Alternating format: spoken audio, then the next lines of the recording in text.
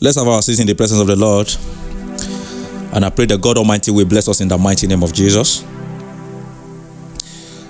I want us to talk about the ideology of power and wisdom in respect to the reality of what God is doing in this season, so that it will give us the accurate understanding to know to have the handwriting of what God is doing and what we are trusting God to do, in order for us not to begin to celebrate the mediocrity of the reality of what we are seeing as a yardstick to target to be the revival that we are expecting.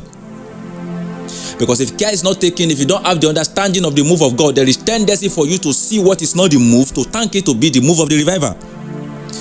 Because I want you to know that the revival of this season is not going to bet the manifestation of God's power. It is a revival that will bet the manifestation of God's wisdom. You can write. I repeat. The revival of this season is not the dimension of revival that will bet the manifestation of God's power. It's a dimension of God's revival that will bet the manifestation of God's wisdom. The Bible gave the prophecy of the last revival in the book of Habakkuk chapter 2 verses 4. It said, in the last day, the glory of the Lord, the glory of the knowledge of the Lord shall fill the earth, just as water fill the sea. I repeat, the glory of the knowledge of God shall fill the earth, just as water filled the sea. It didn't say the glory of the knowledge, or it didn't say the glory of the power of God shall fill the earth, but the glory of God's knowledge shall fill the earth. I say this and say this again. It is not God's intention to rule this earth by power. It is the intention of God to rule this earth with wisdom. I repeat. It is not the intention of God to rule this earth by power. It is the intention of God to rule this earth with wisdom. There are two dimensions of the move of God. The Bible called the first one the first rain, and the Bible called the second one the later rain. So, and the Bible said the later rain shall be greater than the former rain. The first rain was designed to be better by God's power, while the later rain is designed to be better by God's wisdom. That the intention of God is that the glory of God shall fill the earth. Now, as I said this, that the first dimension, which is the first rain, is designed to be better by God's power. The second dimension, which is the latter rain, is designed to be bettered by God's wisdom. And the Bible now said the latter rain shall be greater than the former rain. Now let me explain the two dimensions so that you have the understanding of what God intends for us to do in this season. So that you will know that the kind of revival we are expecting in this season is not the one that bettered in the book of Acts. What we see in the book of Acts, what we see by our God's general in the past, they are fourth rain.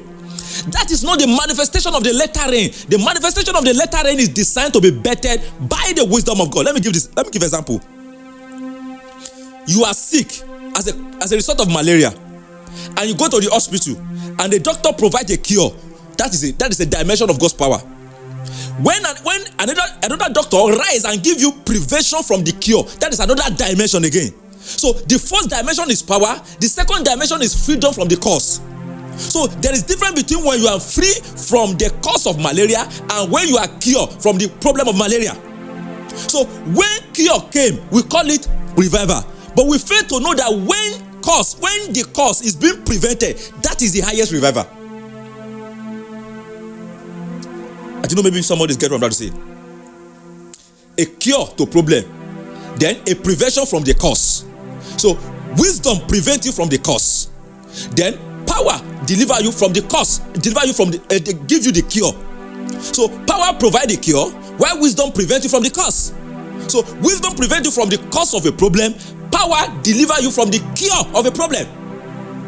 So when power is released, it's released purposely to solve a problem. But when wisdom is released, it's released purposely to prevent you from entering into a problem. So the reason why power is needed is simply because a certain dimension of wisdom has been refused to be used, and the moment you refuse to apply a certain dimension of wisdom at a due season, you will surely enter into a problem at the right time. And when you enter into a problem at the right time, you will surely need power to come out from the problem. I don't know if somebody's getting what I'm trying to say. Let me give a practical example now. In the book of Exodus, we remember the story of Joseph and what's the name of this king? Pharaoh. He had a dream, and a problem is coming in the future. And he had a dream, and he was able to see the problem ahead. And he looked for an interpreter to the problem. And Joseph appeared in the scene. And he gave interpretation of that problem, of that dreams, which give us a reality that a problem is coming into the land. And the king asked Joseph, what is the solution? This problem has not come. The problem is ahead. And Joseph provided wisdom that can solve the problem ahead. So when that problem came, there was already enough wisdom to ensure that problem did not exist. But assuming there was no wisdom that Joseph brought to the table of the palace, and the problem now came, that is when you will now begin to need power. So the absence of wisdom is what called for the urgency of power. I repeat, the absence of wisdom is what called for the urgency of power. The problem you are facing today is as a result of your yesterday ignorance. So if you have a certain dimension of knowledge yesterday, there is tendency for you not to fall into the problem of today. And because you are falling into the problem of today, you need power to come out from it. But the question is that the will of God? No. The will of God is that the glory of God, the glory of the knowledge should fill the earth, so that men will not have much reason to need power. Get this and get this again. It is not God's intention to rule this earth with power. The power of God has been designed to be scanty. There is no revival that will bring the power of God and make it to be much and be cheap in the community of life. There's no revival.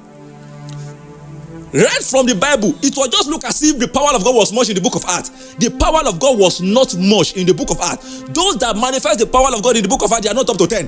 Among the 120 that received the baptism of those spirits on the Pentecost, those that manifest that power, they are not up to 10. Pack all those that have manifest power from year 2000 now, we can catch those that have moved in power. We have the record of them. They are not much. You may want to ask, we have the Azusa revival like that. We think because those things were documented in a book, we think they are things that was celebrated in their generation. No, we are the ones celebrating it now. Those that experienced it in their generation, they never see it as something meaningful, something spectacular. So why? It is always realistic about the nature of God that the power of God should be minimal in every generation. Because when the power of God is too much in a generation, it will disvalue the potency of that power in the sight of man. Get this and get this again. When wisdom is common, it's valuable. But when power is common, it loses value. The scarcity of wisdom make it to lose value. But the scarcity of power make it to command value. But the more wisdom is cheap in the community, the more it is valuable. That is why you discover that even though Bible is everywhere, yet Bible is valuable. Even though Bible is one of the most cheapest book, you can find it everywhere, is valuable because the value of a wisdom is not in the in the availability of it. It is in the content. What is inside that book? If you sell a book 10 naira and that book is loaded with a certain wisdom, it will be more valuable than a book you sell 25,000 naira. Because the value of a book is not in the availability. The value of a book is not in the cost of the price. The value of a book is in the content. That's why Bible is valuable today, because it's a book of life. So there is no revival that will make the power of God to be everywhere. God intentionally chooses few people in every generation to release his power upon them, and not because they paid the price. God intentionally gives them the power because of the ignorance.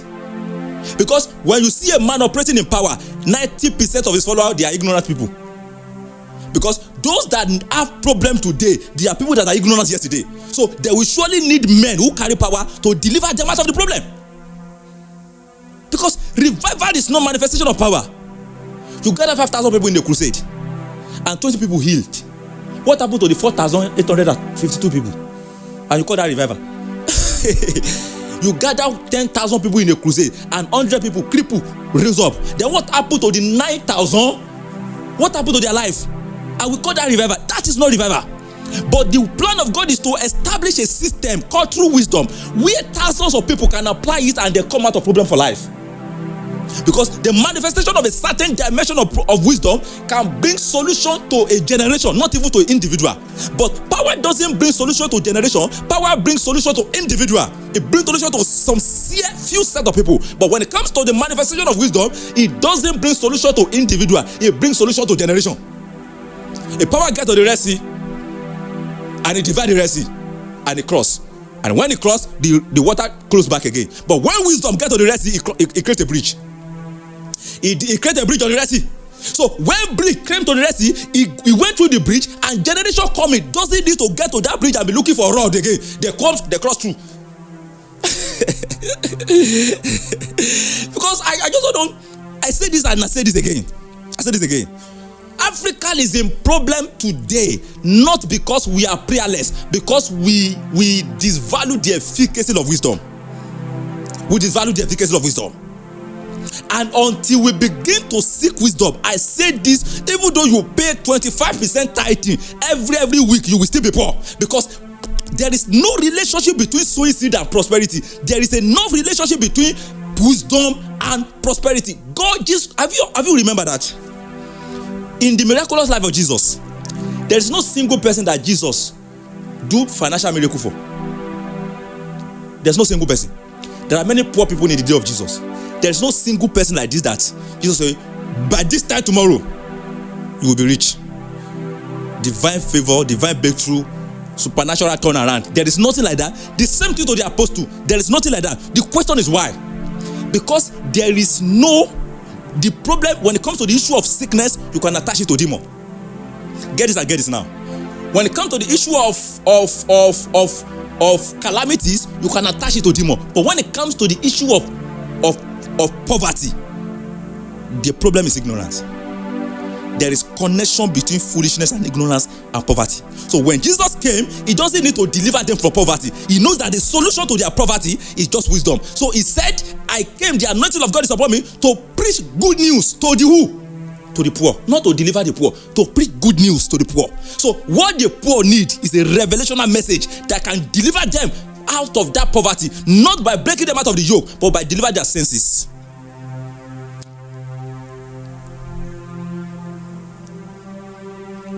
Africa is loaded with enough natural resources. We are the most blessed of nature among all the 5 continents. We are the most blessed. Blessed with enough natural resources, blessed with good weather, blessed with good atmospheric condition. And yet the whites, they don't have any natural resources, but they have something upstairs. They have brain. And they now use what they have in their head to control our natural resources. So we are now selling our crude oil to them. They refine it for us. They now sell it to us back at cost price. Why? They don't have natural resources, they have wisdom. But we have natural resources, we don't have wisdom. That's why I get to a certain stage and I pray a prayer point to God in my life. I say, take everything from me and give me wisdom. I will rule over those that have everything. So when God is talking about the revival of this last day, please begin to look for the manifestation of God wisdom in the body of Christ. If you have not seen the manifestation of God wisdom, creative God wisdom, the revelation of God's wisdom, then a philosophical God wisdom, you have not seen it in the atmosphere of the body of Christ, just know that we are far from the revival. Because the first rain is designed to be bettered by God's power, while the latter rain is designed to be bettered by God's wisdom. By God's wisdom. Because the first rain bring cure to the sickness, while the latter rain make you to walk in divine healing. They are two different things. By power you get cure to the sickness, but by revelational knowledge you walk in divine healing. The revival that we are going to be, that will be bettered in this last day, is not the one that will take you out of poverty. It's the one that will make you to walk in wealth by divine wisdom. The one that will make you to walk in divine healing by revelational knowledge. Kalimo shata ligada. Maleke telimo shantala. I say this and I say this again. Any problem you are passing through today, show me the problem. I will show you a certain knowledge that is missing in your life, that is making you to find yourself in that particular problem in life. I will show you the wisdom that is missing in your life. Because you target to be demon. You target to be demon. But the same scripture said in the book of Colossians chapter 1 verses 14. It said, he has the same principality and he has put them in a public shame. The meaning of the same means is a military language that talks about removing bullets from the hand of a criminal, or that is a soldier who offended the commander and they withdraw all his ammunition, they withdraw all his weapon of attack. That's what we call to discern. And that was what Jesus did to the devil. He removed all the bullets in his gun. He removed his gun, and the devil is now without an attacking weapon, and yet we are still afraid of the devil. We are still falling victim of the attack of the devil. The question is how? It's not because the devil is attacking you. You are only ignorant of his devices. Devil has two things. He has it's like a thief that has a gun. It's like hunter that has a gun at the same time has a trap. And the gun was taken away from the hunter, but the hunter still have a trap. So if hunter now goes to the bush, he cannot shoot any animal again because there is no bullet. But he now has a trap. What he now do is that he set a trap on the floor and now put what the animal love at the mouth of that trap. So that is what the devil is doing to the body of Christ. That was what Bible said in the book of Colossians chapter 6 verses 11. He said, put on the whole armor of God so that you will be able to withstand the wile, W-I-L-E, wile of the devil. And the word wile means you should be able to stand against the trick of the devil. Amplified version put it like this: you should be able to stand against the strategies of the deceitful way of the devil. So what we are putting armor again is not against the attack of the devil, but against the deceit of the devil. So that's why the Bible said, do not be ignorant of the devices of the devil. It didn't say don't be ignorant of the attack of the devil, because the devil that you think is attacking you has been withdrawn. The power of his attack has been withdrawn. What devil is only doing is that he set a trap. The trap of the devil is everywhere. So any problem you are facing today, if you are in Christ, it is not because the devil attack you fall into the trap. And you enter into the trap because you lack knowledge. And the moment you lack knowledge and you are in that trap, wisdom cannot deliver you again. That is where power is now needed. So the purpose of power is to take you out of problem, while the purpose of wisdom is to prevent you from problem. That's why the Bible said in the book of Proverbs, Ecclesiastes, it said wisdom is a defense. It's a defense. It's a principal thing. The day you begin to see the manifestation of God's wisdom in the body of Christ, that is the beginning of revival of the later day. The first revival will surely produce power, because the first revival meets darkness upon the surface of the earth. And the first thing to attack darkness is to begin to destroy the works of the darkness. And to destroy the works of the darkness, you need power. That's why the Bible says Jesus was moving about, destroying the works of the devil. You don't destroy the works of the devil with wisdom. You destroy the works of the devil by power, but you render the person of the devil powerless by wisdom. The fact is that devil cannot die. You can't kill devil by power. You can only render him powerless by wisdom. But you destroy the works of the devil by power. And when you fail to apply right wisdom at the right time, devil will surely manifest a certain dimension of his works in your life. And at that period, the moment handwriting of the devil is already in your life, you need power to come out. But for you not to fall into the tricks, for you not to fall into the devices, for you not to fall into the strategy of the devil, you need the manifestation of God's wisdom of God. And that is what we are praying for Africa to come into the reality of it, so that this generation will wake up to the reality of what eternity wants us to do for our generation. We are trusting God for the manifestation of God's power, of God's wisdom, a creative dimension of God's wisdom, a philosophical dimension of God's wisdom, and revelational dimension of God's wisdom. Because so that the dimension of God's wisdom that the society needs, that can take them out of this level to the next level. Creative dimension of God's wisdom will make us to begin to produce things that the generation needs. Revelational dimension of God's wisdom will make us to produce things that will make us to be godly in life. That is, our spirit will be blessed when we are revelational in dimension, but our life, earthly life, will be blessed, can never be blessed until we are creative in dimension. That's why you see somebody who knows Bible from Genesis to Revelation but confused in life. Why? He have revelational dimension of God's wisdom, but he doesn't have creative dimension of God's wisdom. He doesn't know what to do with his life. Creative dimension of God's wisdom is missing.